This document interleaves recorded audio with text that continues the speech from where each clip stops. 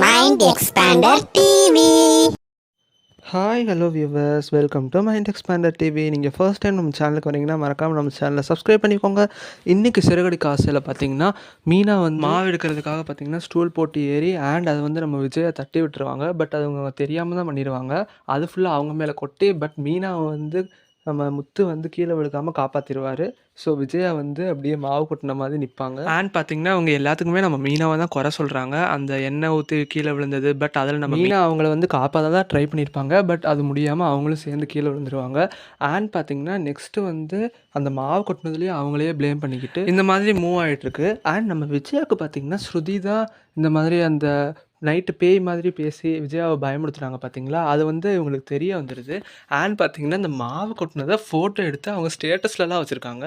So இப்படிலாம் பண்ணால் விஜயாவுக்கு கோவம் வரதானே செய்யும். ஸோ அவங்க வந்து கோவப்பட்டுக்கிட்டு ஸ்ருதி அம்மாவை வந்து அவங்க டான்ஸ் கிளாஸ்க்கு வர வச்சு அண்ட் அங்கே வந்து நடந்த எல்லாத்தையுமே சொல்லி ஸோ ஸ்ருதியை வந்து என்ன வளர்த்துருக்கீங்க, அவள் சின்ன பொண்ணு மாதிரியே இருக்கா அப்படின்னு சொல்கிறாங்க. பட் இதில் கூட நம்ம மீனாவை தான் குறை சொல்கிறாங்க.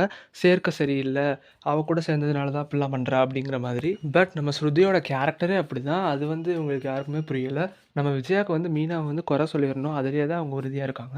ஸோ அடுத்த வாரத்தில் என்ன நடக்க போகுதுன்னு பார்த்தீங்கன்னா, நம்ம ஸ்ருதியோட அம்மா இருக்காங்க பார்த்தீங்களா, ஸ்ருதியை கூப்பிட்டு பேசி இந்த மாதிரிலாம் நீ இருக்கக்கூடாது, கொஞ்சம் மெச்சூர்டாக இரு அப்படிங்கிற மாதிரி அட்வைஸ் பண்ணுவாங்களா. அதை விட்டுட்டு நம்ம மீனாவை கூப்பிட்டு திட்டுறாங்க. அதனால தான் என் பொண்ணு வந்து இப்படி ஆயிட்டா, நீங்கள் 2 பேரும் கொஞ்சம் ஒதுங்கியே இருங்க அப்படிங்கிற மாதிரிலாம் அவளை கூப்பிட்டு திட்ட, இது வந்து நம்ம முத்துக்கு தெரிய வர அண்ட் அவர் வந்து கோவமாக வீட்டுக்குள்ளே வராரு.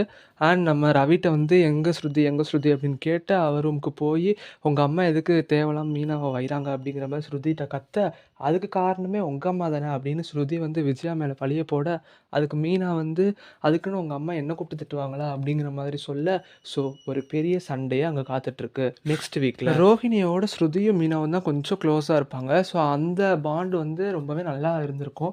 பட் இப்போ அந்த பாண்டை உடைக்கணுன்னே பிளான் பண்ணி நம்ம விஜய் அப்படிலாம் பண்ண மாதிரி இருக்குது.